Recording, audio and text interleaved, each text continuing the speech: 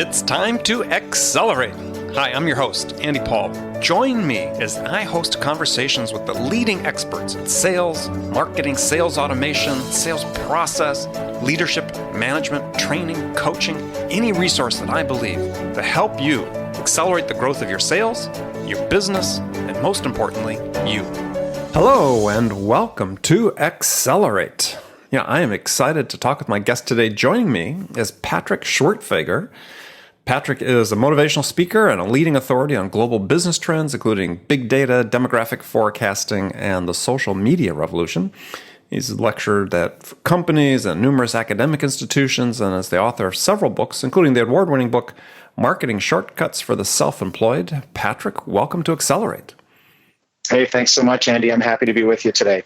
Well, thanks for joining me. So, you are a motivational speaker. You also understand the global trends. I thought we'd maybe give people a dose of motivation, inspiration to in the audience today. So maybe before we get to that, is take a minute, introduce yourself, tell us how you got to the point where you are today. How'd you get into this business as a motivational speaker and business trends expert? Yeah, it's been a winding path. It certainly wasn't a straight shot for me, Andy, but it was, as far as speaking goes, I wanted to be a speaker when I was, 10 years old. And I think many people... you knew as early as then. Yeah, I really did. I grew up in Canada, but, I used to see Ronald Reagan on TV, back in those, I'm 45, so I was born in 1971. So when I was a teenager, he was in office, and I used to go to church when I was growing up, and I used to look at those pastors, and I just, in all those situations, I used to think, gosh, I want to do that. I want to be the one up there spreading a message of some kind. And I have to tell you as well, by the way, that, motivational speaker. Am I a motivational speaker? I don't know that I am. I'm a content speaker. I cover content. I cover specific topics. I'm not a rah-rah, get up and scream and give each other high fives and so on. I don't do that kind of stuff at all. But at the same time, you have to be motivational. You have to be inspirational. That's what leadership is taking the initiative and going out there and doing something and leading by example. And that just, by its own essence is motivational and inspirational to others. Yeah, absolutely. I kind of followed this, my whole life. And I always thought I had to have like some unbelievable, indisputable victory in my life in order to justify a career as a speaker. And that victory never came. I was successful at things. I did well at this and that, but I never had some astonishing victory to lean on. But I just kind of kept doing it, and slowly but surely, kind of brick by brick, you kind of you lay those bricks one on top of the other. And what I really learned, just to jump right in, frankly, is the road to being is through doing. Like when you do this stuff, when you do these things, you become that person. Just like, here you are, you're doing these podcasts, you've done, almost 200 of them. You've become that authority because you are channeling that content and that expertise. And the same is true for me. I've just done an awful lot of it. I've been full-time as a speaker now for almost a decade, 9 years, I guess, since I went full-time. And you learn a lot along the way. And I'm super lucky to do what I do. It's an incredible career, but it took a lot of work at the beginning. And there was, 5-6 years where I made almost no money at all because I was trying to find my footing and find my bearings and Sure. What's my message and where's my value. And I think we all kind of go through that process in life. Yeah. And interesting, in what you've written, and it's because I want to talk about human potential. I want to talk about this growth mindset that you talk about. I thought a really interesting phrase that you had is that research has shown that living up to our potential is really just the beginning. And I thought that's such an interesting phrase because people don't think about, if I live up to my potential, they sort of infer from that they're doing the best that they can. But what you're saying, as you experience through your own experience, is that, that's just really opening the door to where I really can go. Well, I love that you, there's so much stuff that I've done over the years and you managed to find this.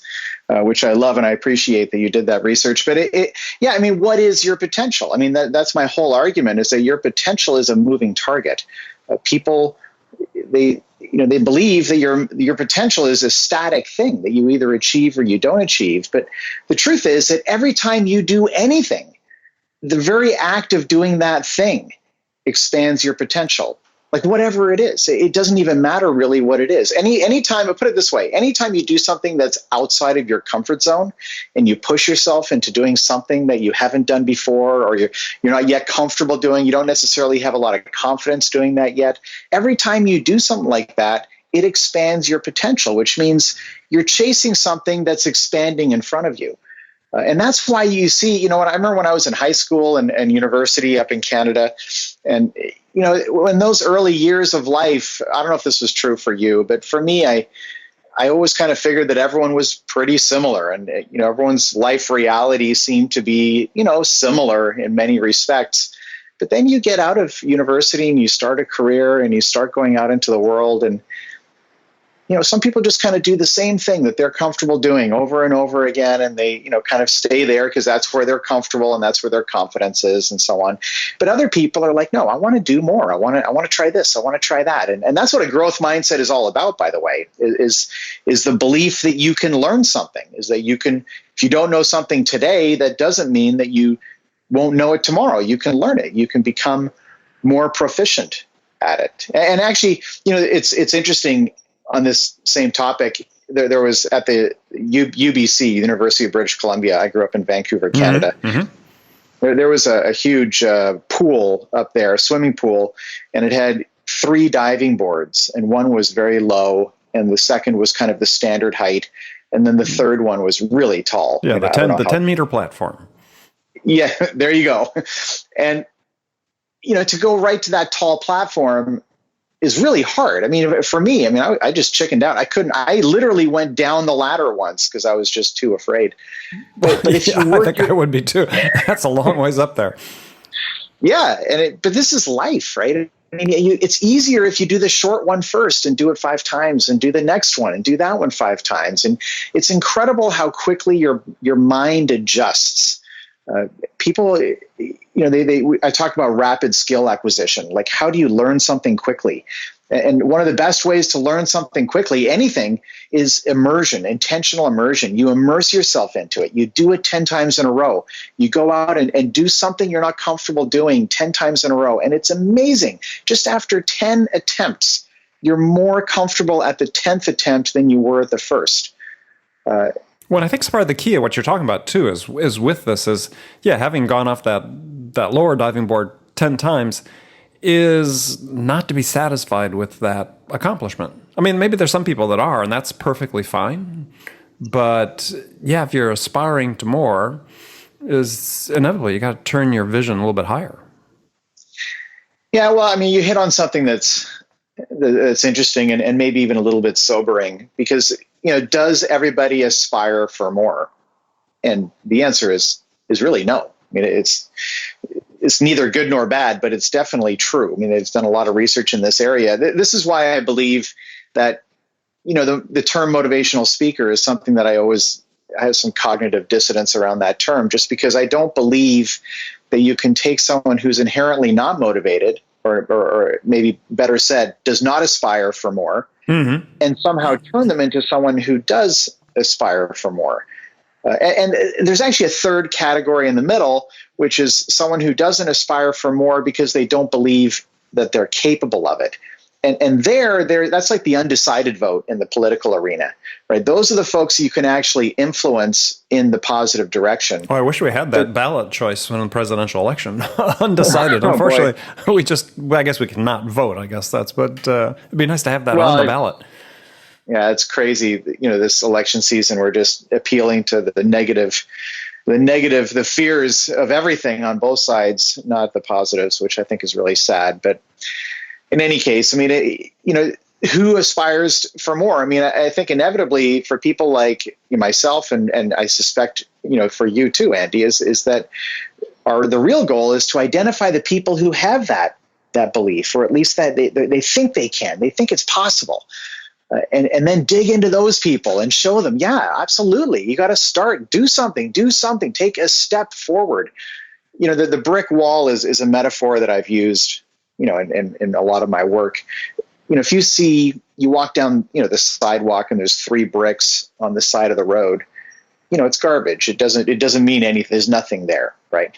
But if you take those bricks and you start stacking them and you start putting more and one more, each brick on its own doesn't mean much. That doesn't look like much. One brick in your hand, it's nothing. But when you keep stacking them, eventually you've got a wall there. And then you turn the corner and a second wall, and you keep building. Eventually, we've got buildings out there that are 10 stories tall, all made out of brick. Those buildings were built one brick at a time. Everyone's always looking for, I think that's kind of one of the downfalls of our culture, our kind of celebrity oriented culture, is that people are always looking for these easy home answer. runs. The easy answer. Yeah, the silver bullet and some huge victory. I was looking for it too. I'm guilty as charged. But the fact is, you look at the successful people out there, and it turns out that those home run victories are pretty rare, even among those ranks. Well, and oftentimes we're built upon the same things you talked about, sort of, the hard work, the small victories accumulating up to presenting an opportunity for a large victory. Yeah, you put you're absolutely, absolutely. You put yourself in a position to win. You just keep doing in football. And I've always been a big fan of football. My dad went to Notre Dame, so I grew up watching football. And we always used to talk about the ugly yards, right? You need someone to do the ugly yards, which are the yards that don't look glamorous, and because what happens is it refocuses the defense on the run game, and that's what allows the deep ball. Every now and again, because they're not expecting it. Everyone's focused on the ugly yards. And that's where the real hard work, that's where the heavy lifting is the willingness to get up every day when you failed, the last 3 days in a row, and try it a 4th time and see if you can make something happen. So what's holding people back? I'm obviously a large part of this audience is people in sales or sales and marketing is they operate in this comfort zone. And there's another author out there who's been on the show, a guy named Jeff Shore, who's written about, people have comfort addictions, right? So how do you break people out of a comfort zone? What can they do? Is there a process that they should follow? I know we have sort of this aspect of, hey, just do something. But a lot of times that's not inspirational for people. Do you have something? It's easier said than done. Really practical. The comfort addiction I love the phrase, actually. But yeah, of course, there are practical steps, and it's something that, you apply structure to these things. Of course, they don't apply in all settings, but in the way I look at the world and the way I look at life is kind of a twofold approach, which almost seems counterintuitive. And so on the one hand, it's thinking way bigger about what's possible. And it is astonishing, you look at people like Elon Musk or, the visionaries of our world who are doing really amazing things. And you sit there and go, gosh, they got the same 24 hours every day that I do, and they're doing so many things. So on the one hand, thinking way bigger, like not a little bit bigger, but take your goals and 10 times bigger, 100 times bigger. Like there are crazy things that are possible today, especially with technology on our side. And we can dig into that if you like. But the second thing is to make the immediate to-do item smaller. So you think bigger, but take smaller steps. Because you take a smaller step, it's easier to succeed, right? At the end of the day, you need to establish a pattern of success. Because it's a belief. It's beliefs, that's the enemy, right? That's what everybody struggles with. The comfort addiction is because they believe that they can be successful in that comfort zone. That's why they're addicted to it, because they don't have to confront failure, right? Failure sucks. Well, and I think failure sucks. Yeah, absolutely. Really, and I think what you're talking about, which is really important for people to understand, is that we talk about a growth mindset and living up to our potential and so on, that these things you're talking about, the small steps and so on, are learned behaviors. People tend to think potential as being like a trait, right? I've got this trait, I'm limited, but that's a learned behavior that people have, that you think you're holding yourself back when you think I'm limited. Yeah, I mean, that's, by the way, we should give credit where credit is due. The growth mindset, that phrase came from Carol Dweck's book, right? book, Mindset, right? Mindset. Great book. Brilliant book and brilliant woman. And I've spoken about her concept many times, and it's the growth mindset versus the fixed mindset. So it's exactly what you just expressed.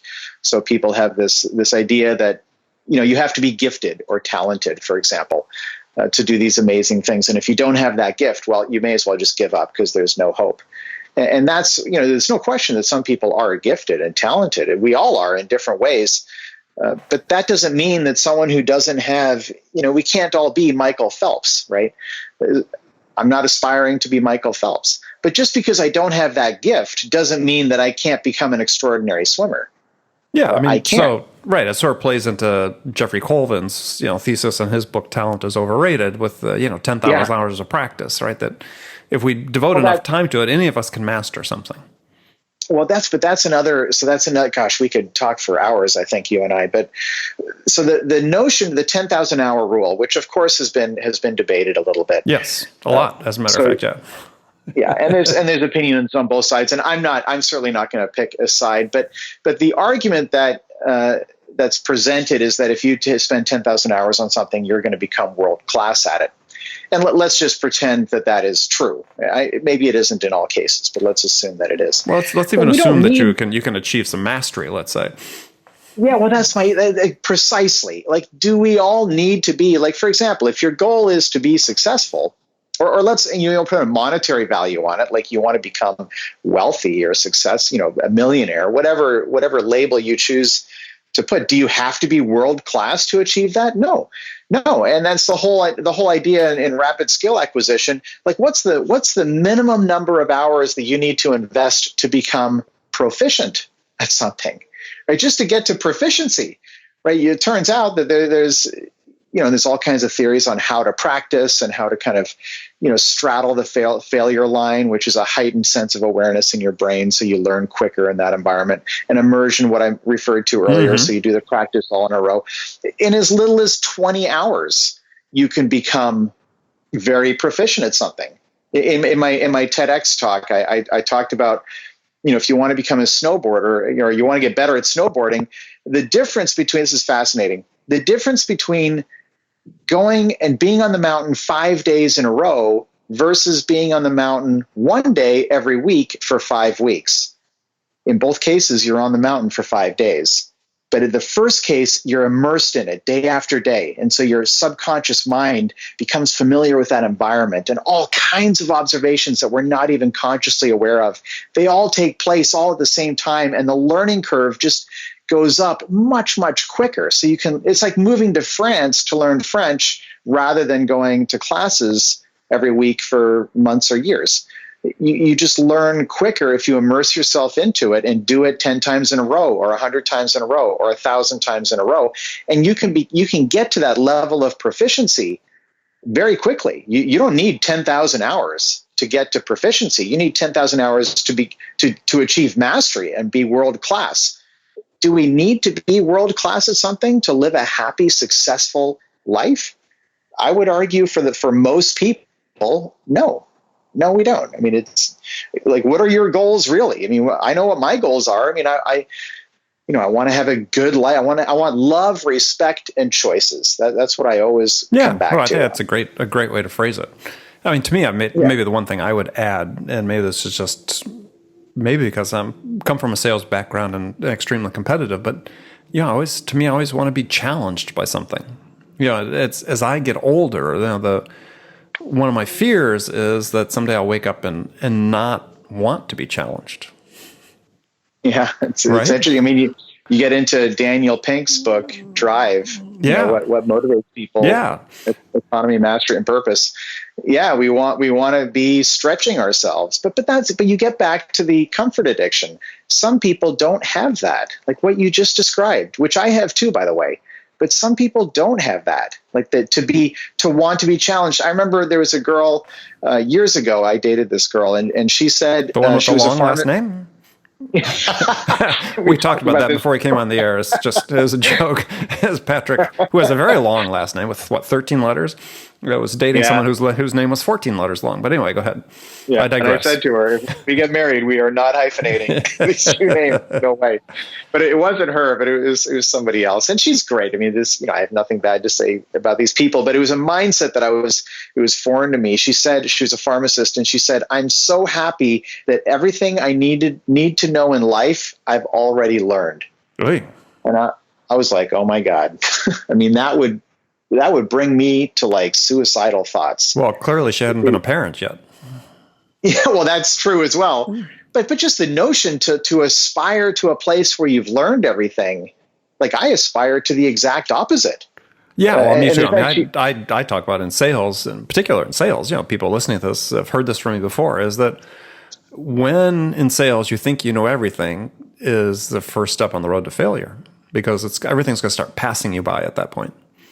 Because you live in an environment that's constantly changing, evolving, and growing. And, look at the world of technology around us. I mean, you deal with large macro trends.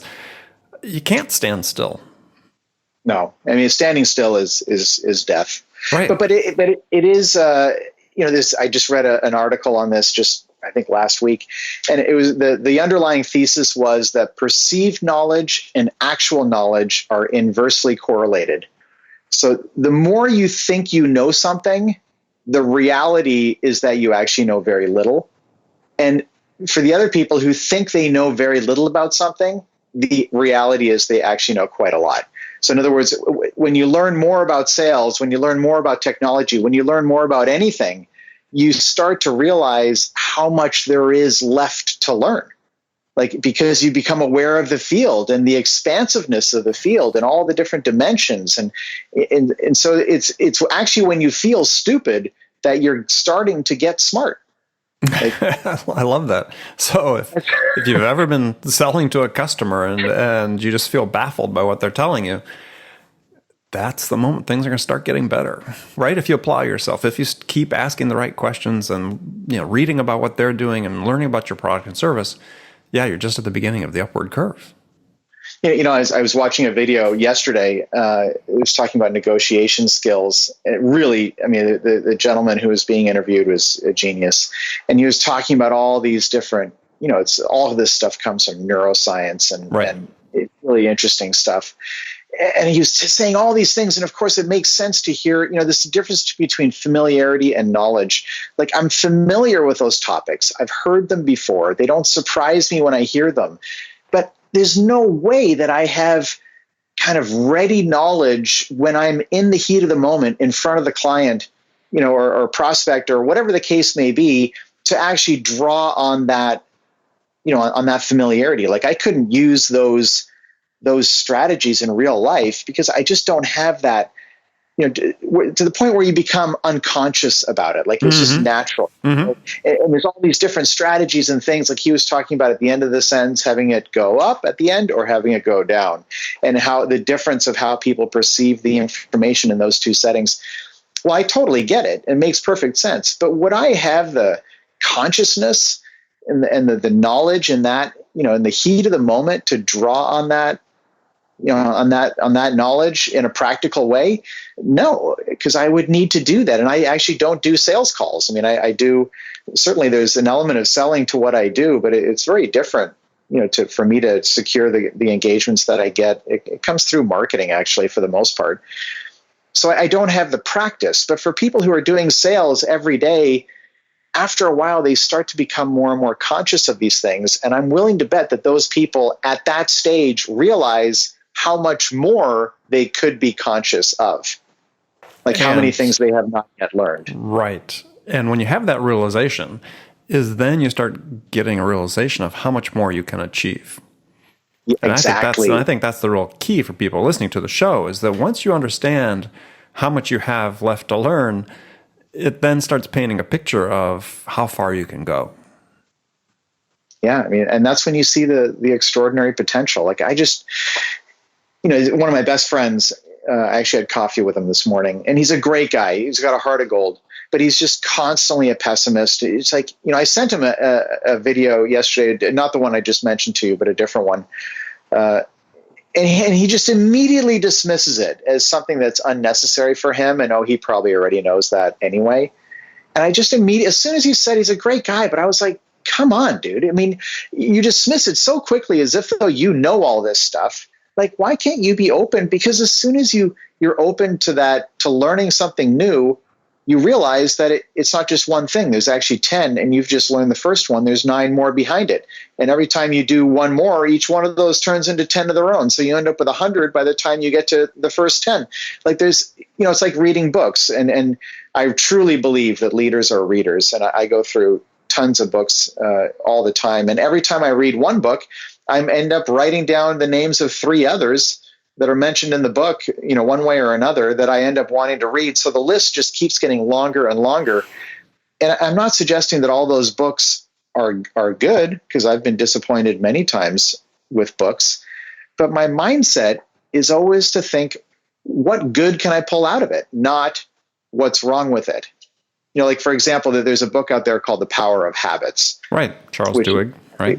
Yeah.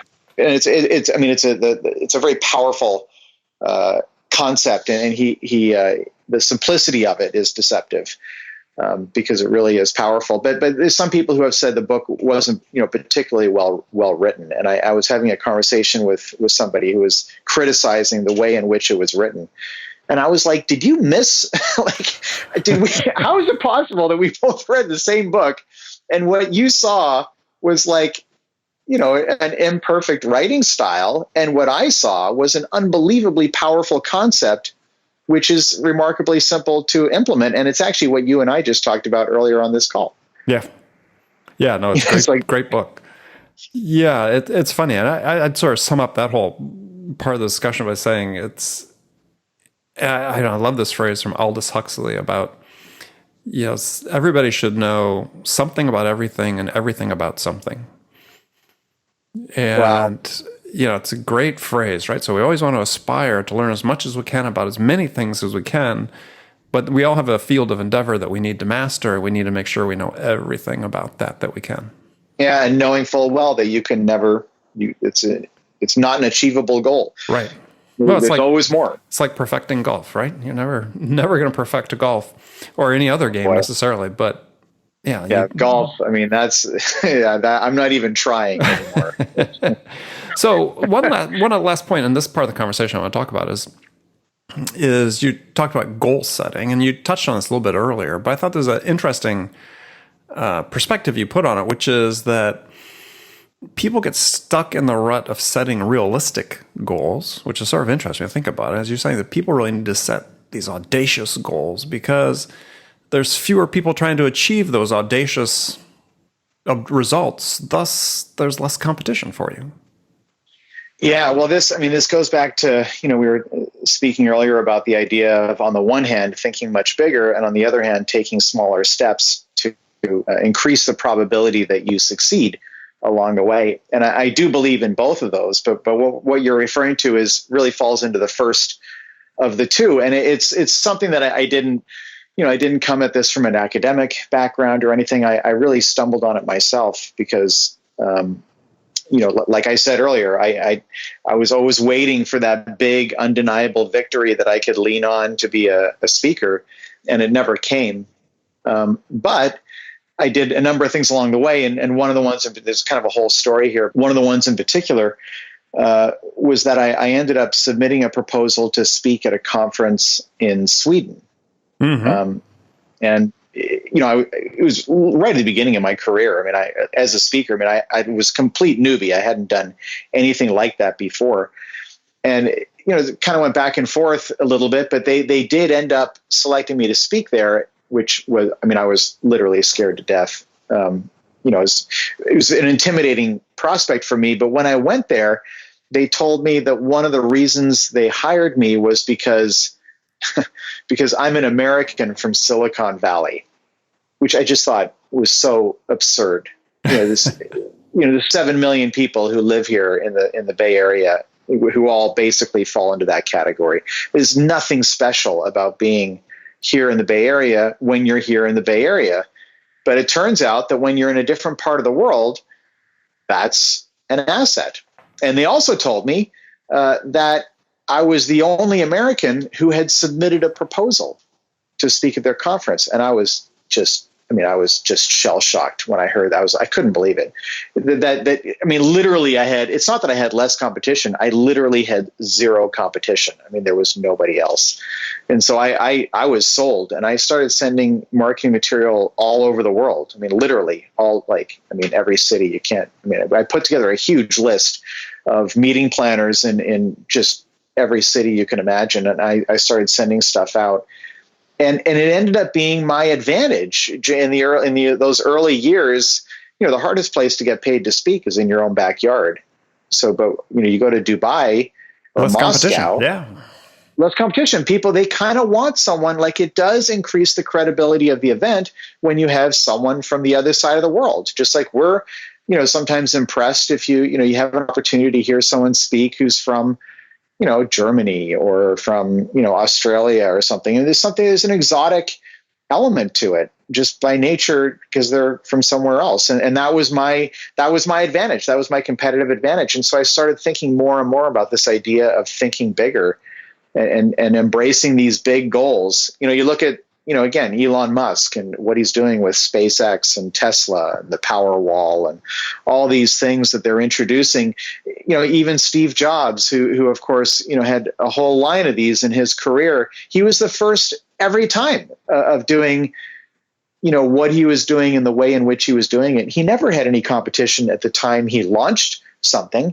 The competition came later, but at the time he launched it, he was always basically on his own because no one else had the guts to go after that big goal. Right. And I guess the thing is, when you give people that kind of advice, then, some people just come up with these unbelievably huge goals and they're not realistic at all. There's just no, you have to look at it with some strategy and be like, okay, what can I actually do here? What is feasible? So there's a balance between, having some realism in the process, but also being willing to take that risk and say, no, the way to do this is not to make an incremental improvement on something that already exists. It's to completely revolutionize, do it the right way. In the case of Tesla, no one thought to produce a high performance electric car. They were doing incremental. They were producing slow, ugly electric cars, right? And Elon Musk said, no, we're going to do it the right way. We're going to do what the customer wants. Eventually, the customer always gets what they want. It's a question of who's got the guts. You think to yourself, whoever's listening to this, just think to yourself, what's the completely unrealistic thing that your customers are asking for? One day, someone is going to deliver that. Is it going to be you? Is it going to be your company? Or is it going to be your competitor? One day, someone is going to do the thing that's totally unrealistic and totally unreasonable. I can't believe they're asking for this. It's ridiculous that they want this. One day, someone's going to do it. So why can't that be you? Why can't you at least allocate 10% of your time to figuring out a way to deliver that big goal? Because if you can do it, you'll be all on your own. And Excellent. It's a lot of fun. Excellent. So, well, Patrick, it's been great talking to you. Thanks for joining us today. Tell people how they can find out more about you. If you see my last name, there aren't a whole lot of them out there. So if you Google that last name, you'll find me. Actually, a really easy way to find me is bookpatrick.com, which there we go. That's that much fewer letters. Yeah, if I relied on my last name, I would never get any email. But yeah, bookpatrick.com will get you to my website. And certainly if anyone has any thoughts or questions or, I'm very happy. I love hearing from people. So if you have any thoughts, please get a hold of me. Okay. They can connect with you on LinkedIn as well, I presume? Yeah, absolutely. And Facebook and Twitter and all the usual spots. Excellent. So again, thanks for joining us. And remember, friends, make it a part of your day every day to deliberately learn something new to help you accelerate your success. An easy way to do that is to subscribe to this podcast, Accelerate. Take just a minute, go to iTunes, subscribe, and then you'll make sure you don't miss any of my conversations with top business experts like my guest today, Patrick Schwerdtfeger, who shared his expertise about how to accelerate the growth of your business. So thanks for joining me. Until next time, this is Andy Paul. Good selling, everyone. Thanks for listening to the show. If you like what you heard and want to make sure you don't miss any upcoming episodes, please subscribe to this podcast on iTunes or Stitcher.com. For more information about today's guest, visit my website at andypaul.com.